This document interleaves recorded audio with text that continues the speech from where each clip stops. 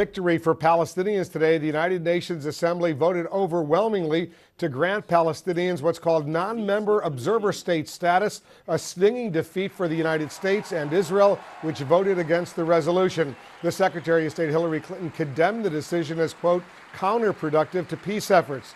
The U.S. ambassador to the UN, Susan Rice, warned that little will change in the Palestinian territories after this vote. Palestinians in Gaza and the West Bank flooded into the streets late into the night. They were shooting fireworks, waving flags, honking car horns in celebration. Let's go live to CNN's Fred Pleitgen. He's in Ramallah with the latest. Fred, a very big day for the Palestinians. What are you seeing now? Hi, Wolf. Well, the celebrations certainly have quieted down somewhat, but it was really just in the past 10 minutes that they did quiet down. Before that, what happened was that these massive celebrations that you saw here on Arafat Square, with people not only shooting fireworks, but also actually AK-47s and pistols into the air, then sort of went into the side streets here where people drove around in their cars, were honking horns, and certainly were very happy with the way that vote in the United Nations General Assembly went. To them, they say they believe that it's actually very significant to the Palestinians. They say that they believe it could be a first step to full statehood down the line. A lot of people here obviously not very happy with the American position on all this. The Palestinian leadership just yesterday saying they believe that America is on the wrong side of history in all of this. But certainly tonight, after that vote came in, just massive celebrations here on the ground in Ramallah. And certainly people were celebrating up until a few minutes ago. And right now it's 3:30 here, so it is quite late, but it really was a celebration that went on for a very long time, Wolf. Yeah, 3:30 a.m. The vote, the ramifications of the vote might be more symbolic than substantive. Here's the question. Why do Palestinians there feel it is, in fact, so historically significant?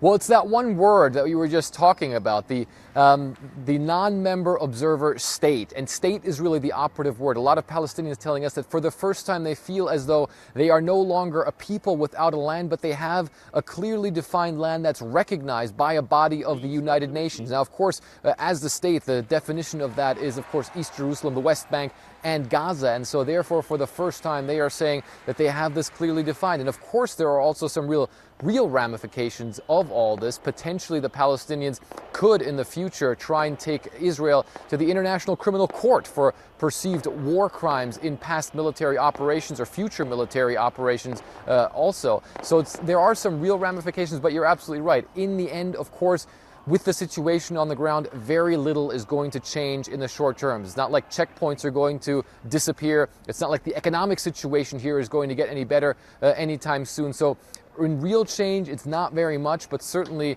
symbolically it is a lot, and there are some real ramifications. Yeah, there certainly are. They were, until now, a non-member observer entity, and now that's been changed to a non-member observer state. So that word state, obviously very important for the Palestinians and their supporters, and this resolution was overwhelmingly passed by the UN General Assembly. Fred.